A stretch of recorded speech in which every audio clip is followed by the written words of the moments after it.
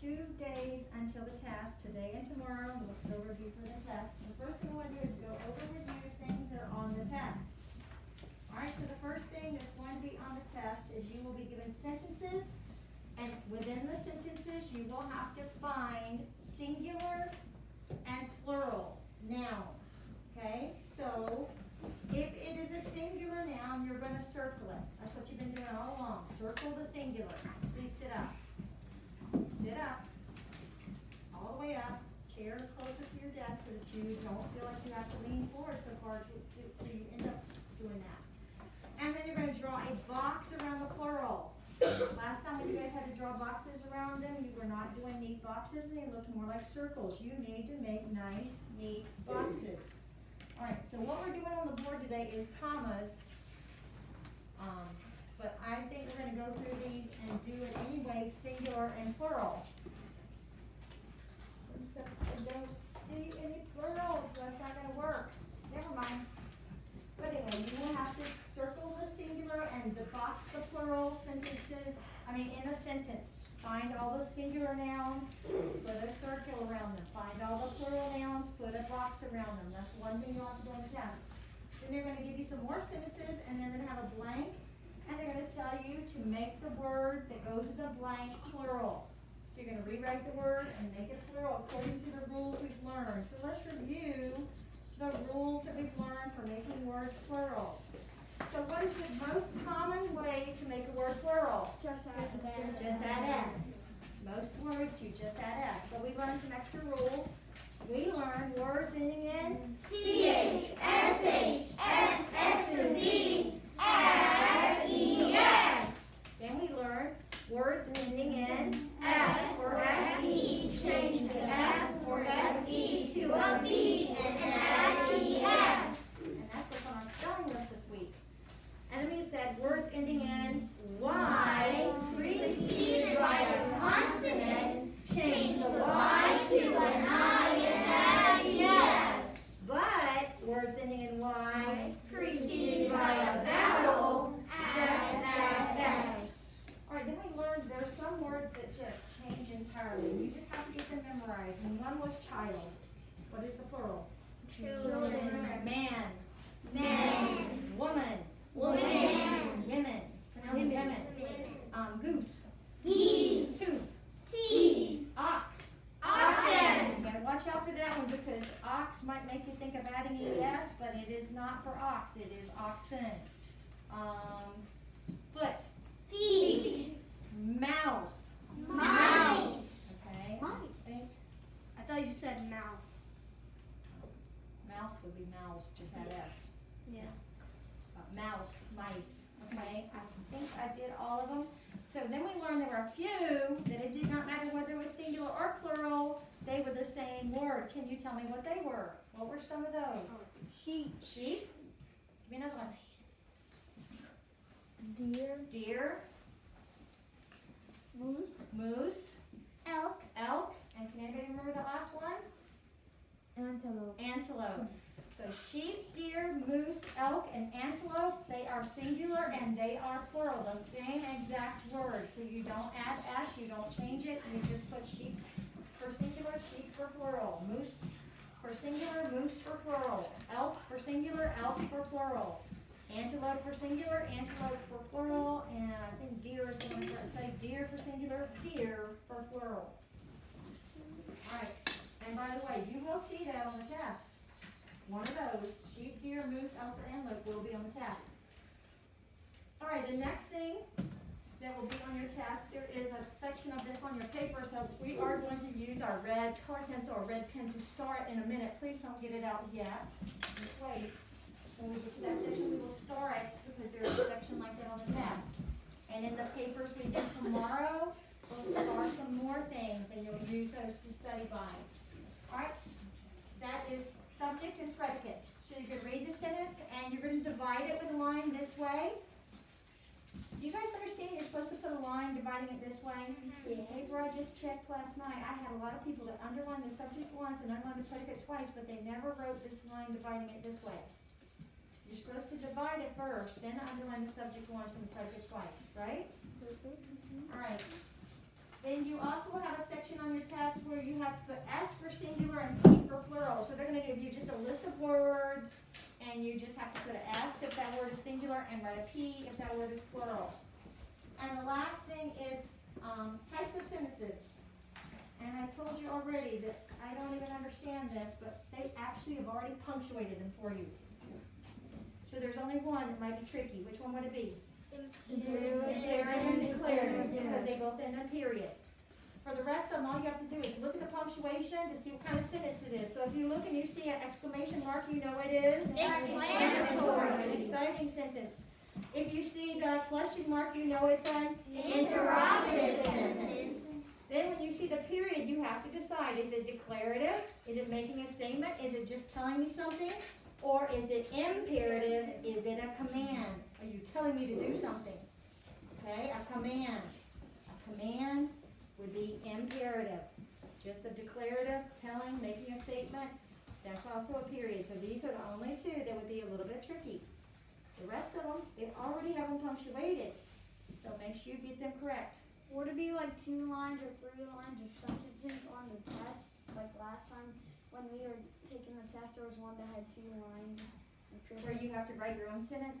No, where it I was don't like, know what you're talking about. it was where you, it was when it, like you didn't have enough space, so you just made a new row. Like the duck went to the pond, but then Oh, you mean where it would be 2 lines of a sentence. you don't have to punctuate them anyway, though. So no, but they're all just one line of sentence. Okay. And you're not punctuating them anyway, so it wouldn't be like you have to remember to punctuate it. It's already punctuated. You just have to tell me what kind of sentence it is. Okay. Right? But I'm not sure why they went backwards and went so easy on you. That should have been something they did way back at the beginning test, but they are. They're making it really easy for you. All right, now let's review the common rules, because that's what we're gonna do on the board. And I do believe you have a section on your paper to do it, but this is not on the test. All right, to use a comma, one of the things I just graded, one of the papers I just checked was adding a conjunction to create a run-on sentence, all right? To correct a run-on sentence, you add a comma and conjunction, like and, or but. When I checked that paper, some of you put the comma and the conjunction, but you forgot that that next word shouldn't be capitalized anymore because it's no longer 2 sentences. You're making it be 1 sentence, right? Or you were correcting a run-on sentence. So then some of you put the comma after the conjunction, but it's the comma and then the conjunction. So that means you weren't listening as I taught it, because I know I taught it correctly. But what we're going to be using today on the board is this one. You use a comma after yes or no at the beginning of a sentence. And the other one is before and after the name of the person you are speaking to in the sentence. And that one is called direct address. You guys know that, we've done it before, direct address. All right, so let's do the ones on the board. Allie, please hand me that paper. Who are we talking to? Allie, so we need to put the comma after Allie. Don't forget your insert mark. Insert the comma. Yes, we will go see Grandma. Olivia. After yes. Do we need one in front of Grandma? No. No, because we're not talking to Grandma. We're talking about Grandma. I hope, Henry, that your room is clean. Brennan? Yes, before and after Henry, because his name is somewhere in the middle of the sentence. So don't forget to insert comma before Henry, insert comma after Henry. Pay attention. No, I have not seen your book. Liam? Yes, yes or no at the beginning of the sentence, so insert comma. Line up at the door, class. Micah?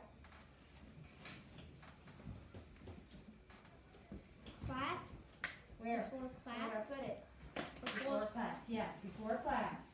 Okay, again, I had some of you that had put it after class, even though there was already a period there, you put a comma. That doesn't even make sense. If you were to go period, why would you put a comma after class? Before class when it's at the end of the sentence. It's after the person's name when the person's name is at the beginning of the sentence. It's before and after when it's in the middle somewhere, and it's before it only when it's at the end. All right, let's do your paper because you have some of this on your paper. All right, let's look at the paper. first sentence is, do you know, David, what a snow leopard is? Where are we going to put it, class? Before and after Yes, David. make sure you use those insert marks and put the commas, and do not make the commas too big. If you make the commas too big, then it's going to look like parentheses. And do not work ahead of me, please. Yes, I saw a picture of one on the front of a book. Yeah, After after yes. You need to say after yes. Okay? Did you see the color of their coats, Allie? Before Allie. Before Allie, very good. I want all of you answering, not just Olivia.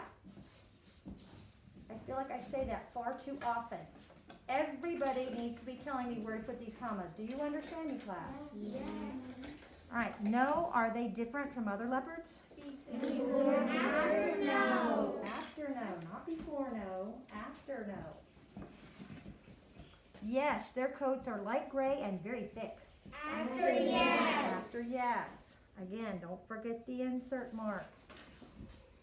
I suppose, Max, that they live where it's cold. Before and after Max. Very good. You are talking to Max, so before and after Max.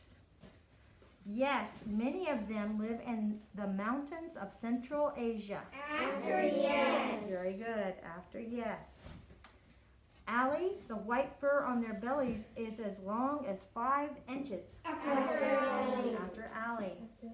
It's funny that we had an Allie on the board and now we have an Allie on our paper too. I know that snow leopards are very shy, David. Before David. Before David. Yes, these beautiful cats stay away from humans as much as possible. After yes. Yes, after yes. All right. Now, I want you to get out a red pen or a red colored pencil because I want you to put a big star right beside Remember Me. Last time I let you do it with your regular pencil and then you can hardly even see it. So I want it done with red colored pencil or a red pen. Put a star by Remember Me because this is like what's going to be on the test. We're going to divide between the subject and the predicate, and we're going to underline the subject once and the predicate twice. Does this mean I want you to do this section in red pen? No, we're going to do it with regular pencil. I just want you to put a star by this section because you're going to use this paper to study by. Remember B?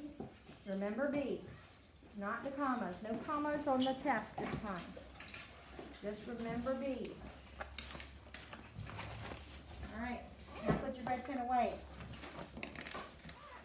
And we'll put some more stars tomorrow, but not today. We go to the bathroom after one day. We can. All right. Now, we're going to draw the line this way to separate between the subject and the predicate, and then we're going to underline the subject once and underline the predicate twice. Some of you need to be neater with your underlining. Some of you, your line did not really underline the whole entire subject. It just underlined part of it, and the same thing on the predicate. Please be neat. Slow down and be neat. All right, some leopards use their long, thick tails. Oh, snow leopards. Snow leopards use their long, thick tails. What's the subject? Snow leopard. So draw the line that goes up and down to divide it first. Are you with me? You with me? Okay. Now, what is your subject? Snow leopards. So you're going to underline snow leopards one time. And then what's your predicate?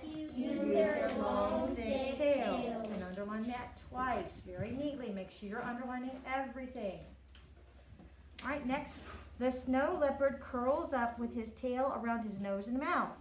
Again, the snow leopard. So put the line dividing it between leopard and curls, right? So what's your subject? The snow leopard. And what's your predicate? Curls up with his tail around his nose and mouth. So that should be underlined twice. That should be underlined twice. Do not forget to underline the predicate part twice. The thick tail keeps the leopard's nose and mouth warm. The thick Very tail. good. This sentence is about the thick tail. So put the line dividing after the word tail. And what's your subject?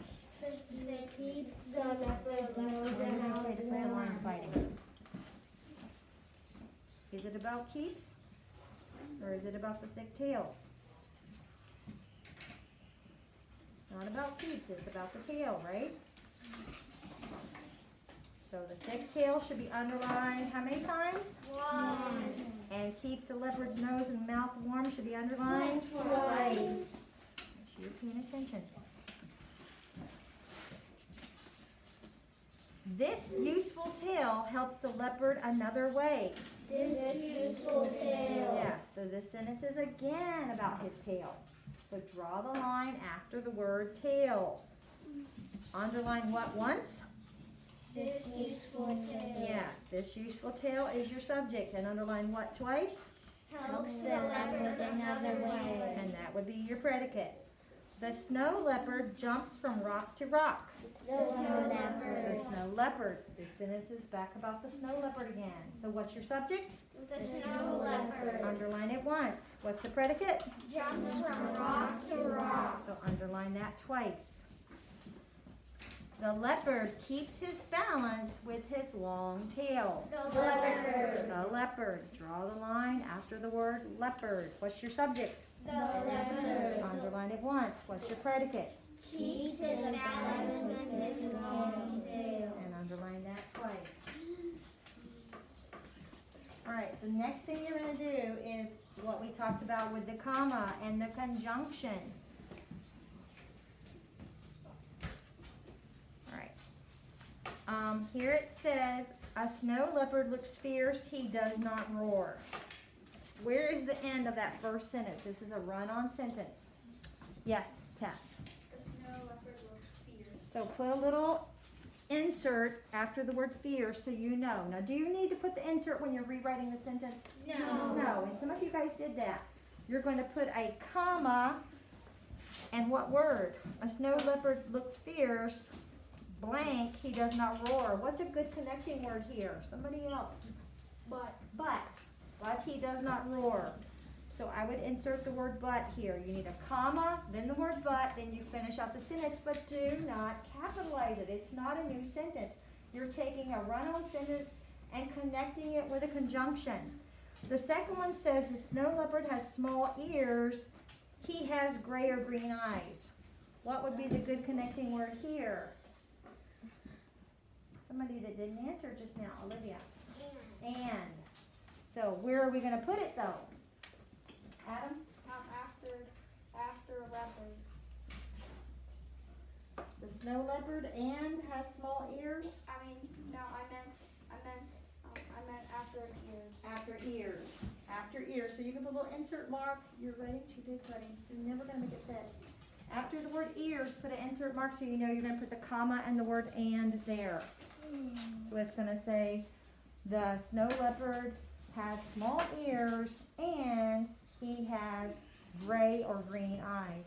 And remember, don't capitalize that second part. That's not a new sentence.